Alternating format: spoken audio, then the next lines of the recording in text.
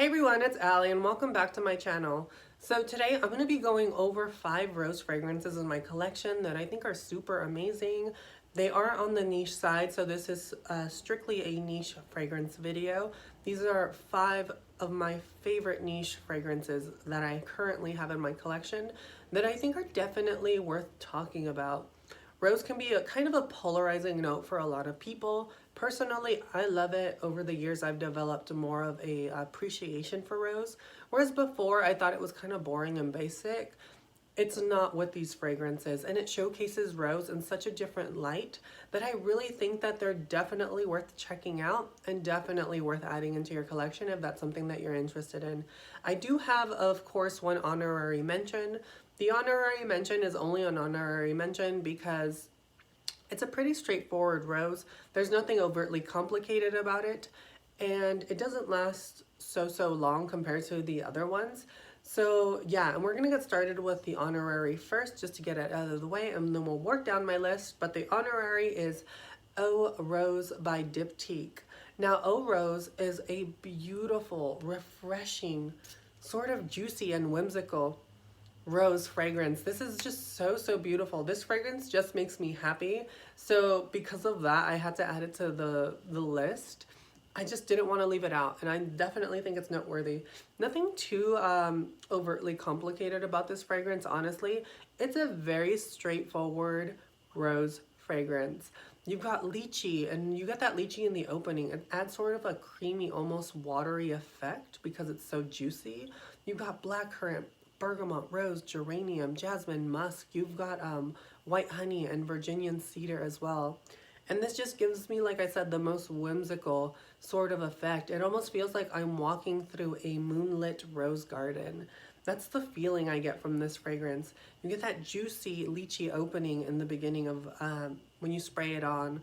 It adds sort of a watery effect to the fragrance as well. But what I love about this rose fragrance in particular is that the rose in this almost gives me like a sort of rose raspberry sort of vibe.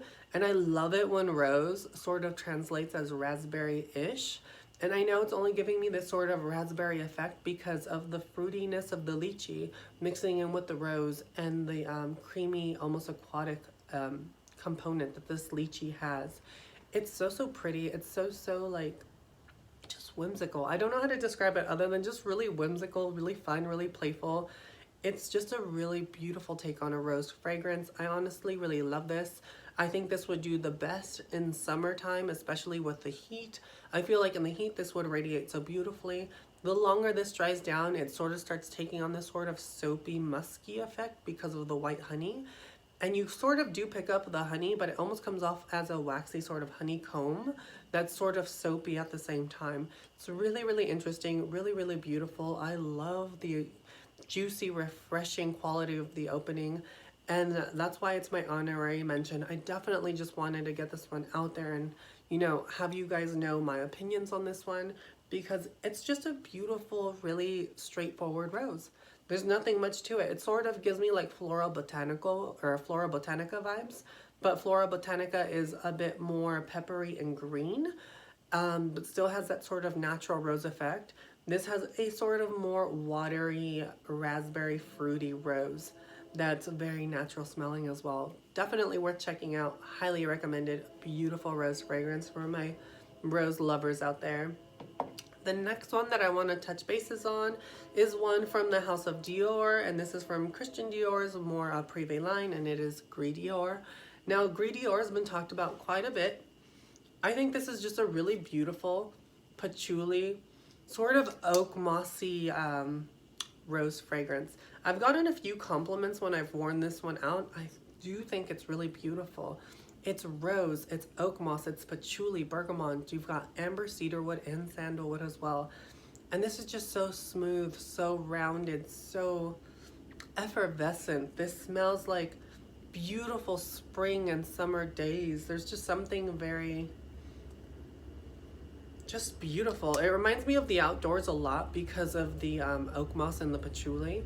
It adds sort of an earthy fuzziness around the fragrance, but the bergamot really brightens up the rose as well. It's a very bright sort of rosy, kind of almost cold at the same time fragrance.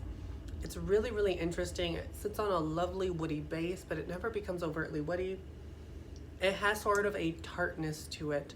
It almost smells like frozen berries at the same time, but I know that this berry sort of effect that I'm getting on my nose is because of the rose mixing in with that patchouli and the bergamot.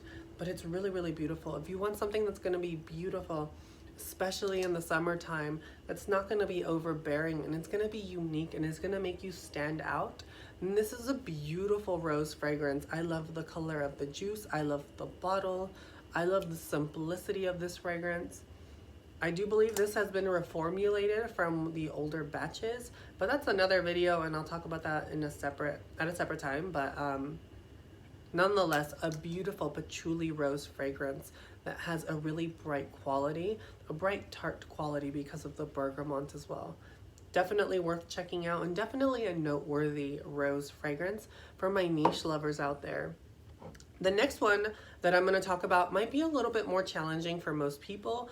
I personally love it. My lovers of Oud Bouquet by Maison Lancôme, you will probably love this as well. And this one is Tobac Rose from BDK Parfums.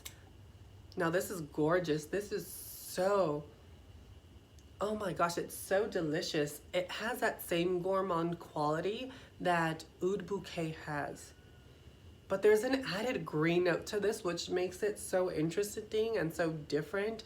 I get such a luxurious, upscale, sophisticated feel from this fragrance. It's a gourmand, but done in a way that I've never smelt another gourmand be done before, especially for like a rose fragrance. It's so, so interesting. You've got plum, pink pepper, Italian lemon, chocolate. You've got Turkish rose, cinnamon, tobacco, patchouli leaf, and Spanish labandum. And you guys, this is such a stunning, beautiful fragrance. It's really warm, it's inviting. There's a little bit of spice in the background because of the cinnamon. It smells like chocolate and rose, but like I said, there's this added greenness to it that's very sharp, and it might be too sharp for some people. So this is one that I don't recommend people blind buy. You definitely want to sample this and see if it's up your vibe. But if you enjoy fragrances like Oud Bouquet, that sort of dense, syrupy, thicker sort of rose gourmand fragrances, then I think you're really going to enjoy this. But like I said, there's that added green note to this fragrance. Not too sure if it's coming from the patchouli leaf, mixing in with that plum, because it has a sort of sharp tartness as well, that for some people will be a turn off. Because I can see some people being turned off by the sharp, almost tartness of this fragrance, mixing in with the warmer, sort of heavier notes. They're very contrasting and they contradict each other, but they work so beautifully. And it's a combination that I didn't expect to work so well, but it just does. It is really, really beautiful. And yeah, you guys, I don't have much else to say about this one. Definitely one that is unique. Definitely one that's not going to be for everybody. But for my lovers out there of roses like Oud Bouquet, definitely check this one out. A beautiful 10 out of 10 unique gourmand rose fragrance. Definitely love it. And yeah, check it out, Tobac Rose, you guys, by BDK. The next one that I'm going to talk about is one from Gallagher Fragrances, and this is one that I absolutely love and can't get enough of, especially on cold days or like days that I might go on a date. This is sexy, and it is rosé all day.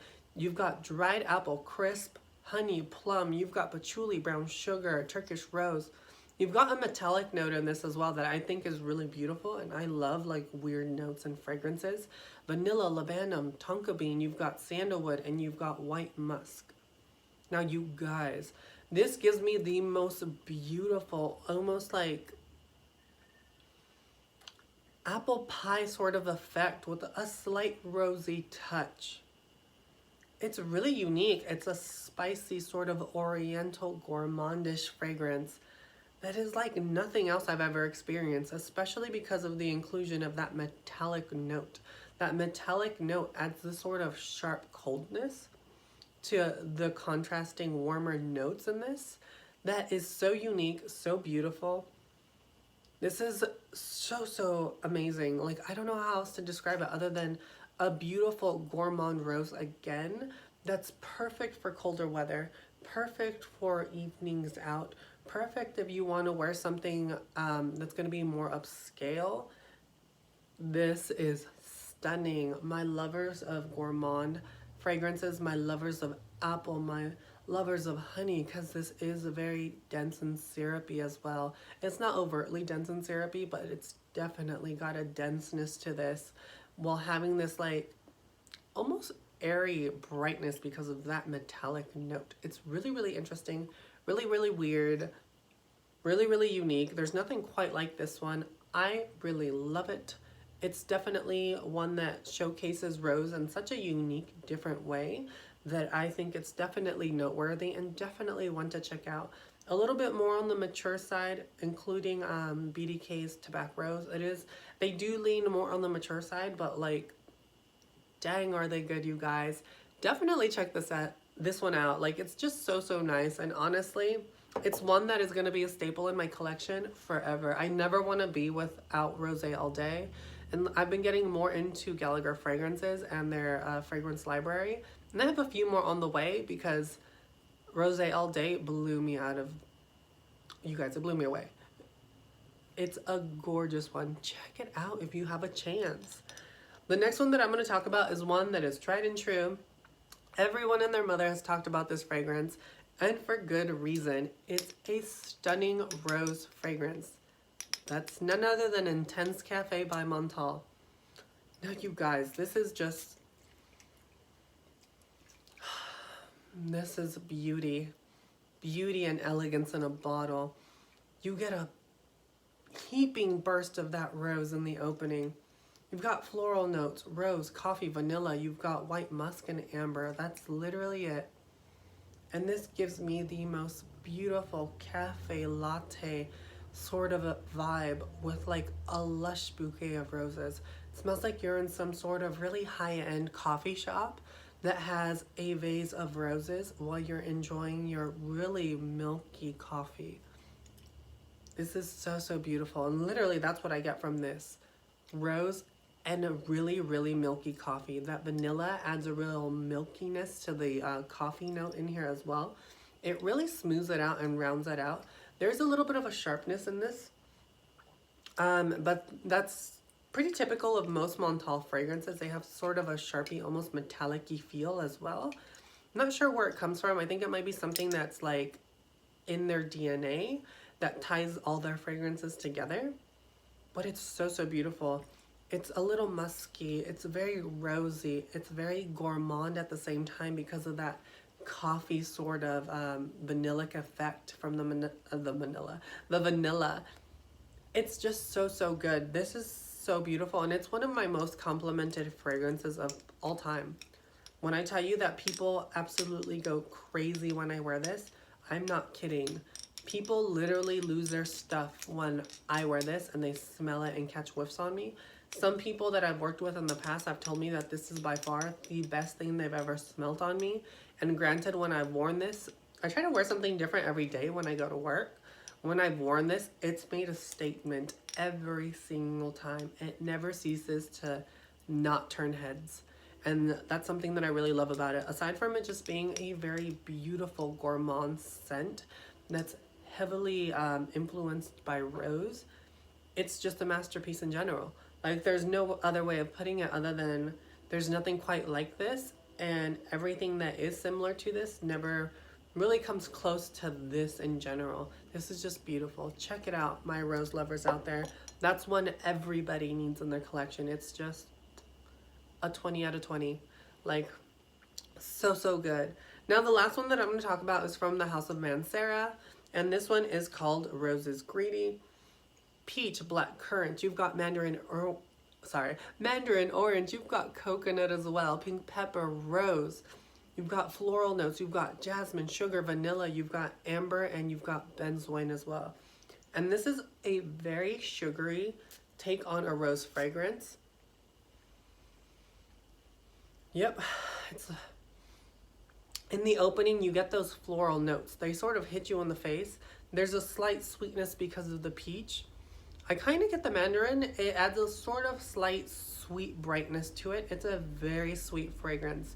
If you're not into sweet fragrances, this one might be a little off-putting for you, but it's a really unique take on a very sugared rose. Really, really beautiful. There's this sort of honey effect that comes through deep in the dry down that I believe is coming from the amber and the benzoin, because it adds sort of a waxy, almost honeycomb effect that's very honey-like. It's really interesting, and it comes on the deep dry down of this fragrance, at least on my skin. It almost starts to smell like honeycomb, but it's just all the fruity components mixing in with the vanilla, the amber, and the benzoin at the very base of it. But when you spray it on, like I said, you get that beautiful burst that's slightly fruity, very musky, and sort of florally. But the florals are very like mishmash, like I can't really pick out what exactly it is I'm smelling until a few seconds later, and that rose just explodes on the skin.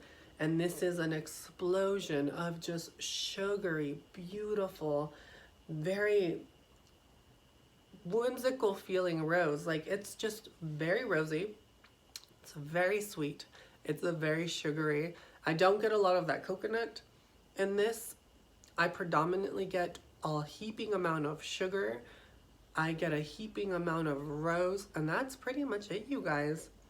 Aside from the opening where I get this like hodgepodge of floral notes and a slight fruitiness, and maybe just a tinge in the opening, just a tinge of that blackcurrant shampoo-y feel, because it almost in the opening has like a shampoo-y sort of floral fruity effect that fades away rather quickly and then starts blossoming into a rose that's just dipped in sugar and super, super sweet. And yeah, that's pretty much it, you guys. Those are the fragrances I had in my collection that are noteworthy that I wanted to showcase. I have a lot of rose fragrances in my collection, but these are just 5 that I wanted to talk about that I definitely think don't get enough hype, or do have hype and are backed up by the hype. And yeah, that's pretty much it. I hope you guys enjoyed the video as much as I enjoyed making this one for you. If you have any more questions, you can always find me on Instagram. I will link everything down below, and I will link where you can find all of these fragrances. Until next time, you guys, I will catch you in my next video. Bye.